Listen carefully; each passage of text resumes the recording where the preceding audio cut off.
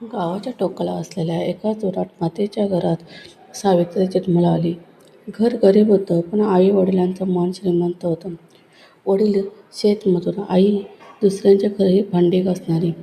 आई नेहमी म्हणायची, आपल्याकडे पैसा नसेल, पण आपली मान कुणालाही वाकवायची नाही. हीच शिकवण सावित्रीच्या आयुष्याची दिशा ठरवणार होती. सावित्रीचं लग्न झालं शहरातल्या एका मोठ्या उद्योगपती मुलाशी, आदित्यशी. सगळ्या गावाला धक्का बसला. ही गरिबीची मुलगी, एवढ्या श्रीमंत घरात. लग्न थाटामाटात झालं, पण तो थाट फक्त बाहेरचा होता. सासर म्हणजे एखादा राजवाडाच, संगमरवरी फरशा, झुंबर, नोकर चाकर. पण सावित्री पाय टाकताच तिला जाणवलं, इथे माणसं नाहीत, मोजमाप आहे. अगं जरा नीट उभी राहा, गावाकडची सवय इथे चालत नाही. ही बघ, हिच्या हाताला अजूनही भांडी घासल्याचा वास येतोय. दररोज टोमणे, दररोज अपमान, पण सावित्री शांत राहायची. आदित्य आदित्य आदित्य शिकलेला, सभ्य, पण कमकवत. आईचा एक शब्द नाही. बायकोचा अपमान पाहूनही मौन. सावित्रीने एकदा विचारलं, माझा दोष काय आहे? आदित्य फक्त म्हणाला, थोडं सहन कर, परिस्थिती बदलेल. पण अपमान कधीच आपोआप थांबत नाही. एक दिवस मोठी पार्टी होती. सर्व मोठे उद्योगपती आले होते. सावित्रीने स्वतःच्या हाताने स्वयंपाक केला, पण सासूने सगळ्यांसमोर म्हटलं, हिला स्वयंपाक काय येणार? हिचं आयुष्य भांडी घासण्यात गेलंय. सगळे हसले. सावित्रीचे डोळे पाणावले. पण त्या दिवशी तिच्या आत काहीतरी तुटलं नाही, पेटलं. त्या रात्री सावित्रीने निर्णय घेतला, मी इथे भीक मागायला नाही, स्वतःची ओळख बनवायला आले. तिने शिक्षण पुन्हा सुरू केलं. ऑनलाईन अभ्यास, रात्री झोप कमी, अभ्यास जास्त. सासरचे म्हणायचे, हिला काय उद्योगपती व्हायचे. वर्षभरात सावित्रीने स्वतःचा छोटा व्यवसाय सुरू केला. हातमागाचे कपडे महिलांसाठी. हळूहळू नाव झालं, ऑर्डर वाढल्या. तिचं काम शहरात ओळखलं जाऊ लागलं. त्या घरात ती काहीच नाही होती, त्याच घरात तिची तिची चर्चा सुरू झाली. एका कार्यक्रमात सावित्रीला मुख्य पाहुणी म्हणून बोलावलं गेलं. तोच कार्यक्रम जिथे सासू नणंद उपस्थित होत्या. अँकर म्हणाला, आज आपल्यात आहेत एक यशस्वी उद्योजिका, सावित्री देशमुख. टाळ्यांचा कडकडाट. सासूची मान खाली केली. नणंद गप्प झाली. घरी परतल्यावर सासू म्हणाली, आमच्याकडून चूक झाली. सावित्री शांतपणे म्हणाली, मी कधी श्रीमंतीची अपेक्षा केली नाही, फक्त माणुसकीची केली होती. आदित्यच्या डोळ्यात अश्रू होते, पण तो म्हणाला, आज मला माझी बायको ओळखली. गरिबी लाजिरवाणी नाही, आत्मसन्मान गमावणं लाजिरवाणं आहे. जो स्वतःवर विश्वास ठेवतो तोच खऱ्या अर्थाने श्रीमंत असतो. परीक्षा अजून बाकी होती. सावित्रीला सगळ्यांनी टाळ्या दिल्या होत्या, पण श्रीमंतीचा अहंकार इतक्या लवकर माणूस सोडत नाही. त्या रात्री सासरच्या घरात वातावरण बदललेलं होतं. असणारी तोंडं शांत होती, पण मनात ईर्ष्या आणि अपमानाचं विष साठत होतं. कटाची सुरुवात. नणंदेने हळूच सासूला म्हटलं, ही जास्त वर जाऊ देऊ नकोस आई, नाहीतर उद्या आपल्यालाच कमी लेखेल.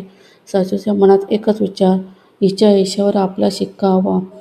दुसऱ्या दिवशी सावित्रीला बोलावून सासू म्हणाली, आता तुला घर आणि व्यवसाय दोन्ही सांभाळता येणार नाही. व्यवसाय बंद कर. तो आदेश नव्हता, तो आत्मसन्मानाचा घाव होता. सावित्री आदित्यकडे पाहत होती.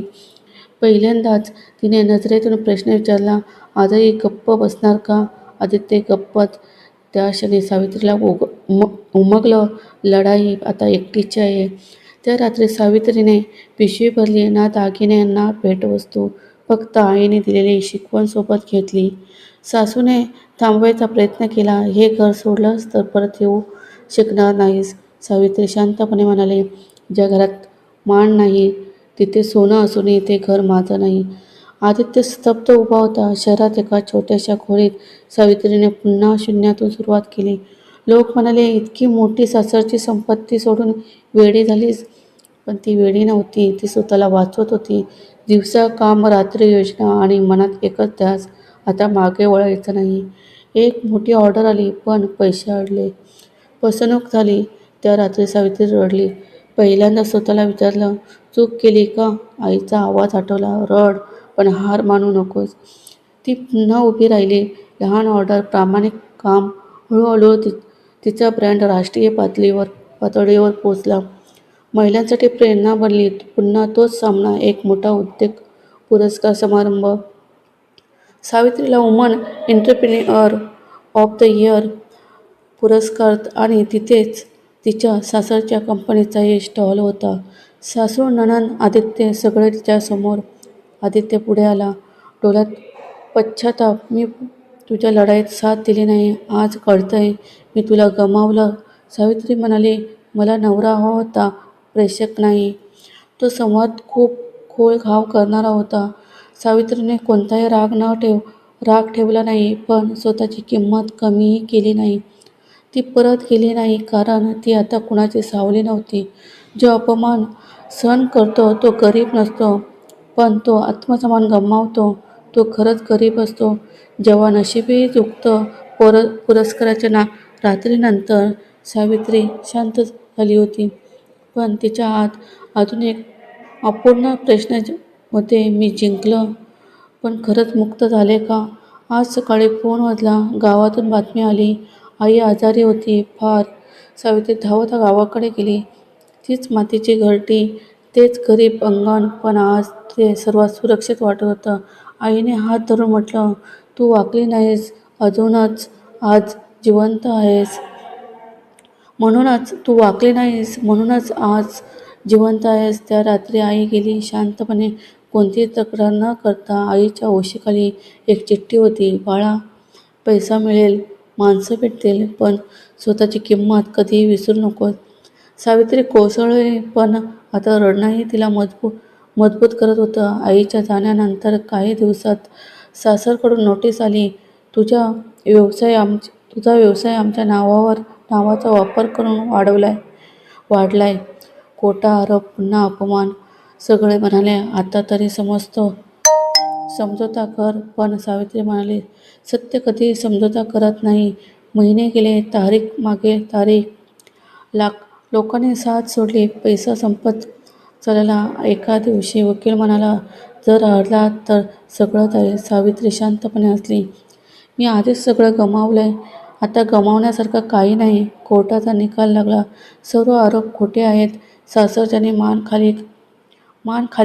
मीडियात बातमी. गरिबीमधून आलेली महिला, अन्यायावर विजय. कोर्टाबाहेर सासू थांबली होती. पहिल्यांदा तिचा आवाज थरथरत होता.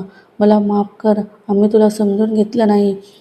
सावित्री म्हणाली, माफी मागितली म्हणून वेदना नाहीशा होत नाहीत, पण मन हलकं होतं. सावित्रीने मोठा निर्णय घेतला. तिने गरीब मुलींसाठी प्रशिक्षण केंद्र सुरू केलं. मोफत शिक्षण, मोफत कौशल्य. ज्या मुलींना आवाज नाही, त्यांचा आवाज बनायचं आहे. एका मुलीने विचारलं, ताई, तुम्ही एवढ्या मोठ्या होऊनही साध्या का राहता? सावित्री हसली. आईचा फोटो पाहिला आणि म्हणाली, कारण आत्मसन्मानाचं ओझं साधेपणातच पेलता येतं. गरिबी जन्माने येते, पण आत्मसन्मान मेहनतीने कमवावा लागतो. कथा संपली नाही. ती पुढे गेली. प्रशिक्षण केंद्राला 5 वर्षे झाली. आज त्या इमारतीच्या भिंतीवर सोन्याचं झुंबर नव्हतं, पण आशेचे चेहरे होते.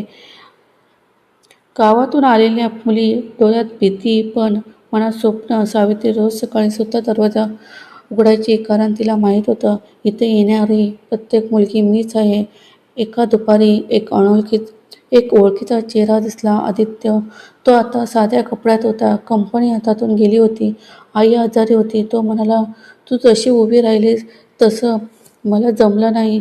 सावित्री शांतपणे म्हणाली, कारण तुला कधी एकटं उभं राहावं लागलंच नाही. तो मान खाली घालून गेला, कोणतीही मागणी न करता. ज्या गावात लोक म्हणायचे, गरिबीची मुलगी काय करणार, त्याच गावात आज फलक होता, सावित्री प्रेरणा केंद्र. आई वडील मुलींना म्हणत होते, तिच्यासारखं व्हायचंय. एकदा एका मुलीने रडत सांगितलं, ताई, सासरी माझा अपमान होतोय, मी काय करू? सावित्रीने तिचा हात धरला. पहिल्यांदा तिचा आवाज थरथरला. सहन करायचं आणि तुटायचं नाही. पण जर मान गेली तर उभं राहायला घाबरायचं नाही.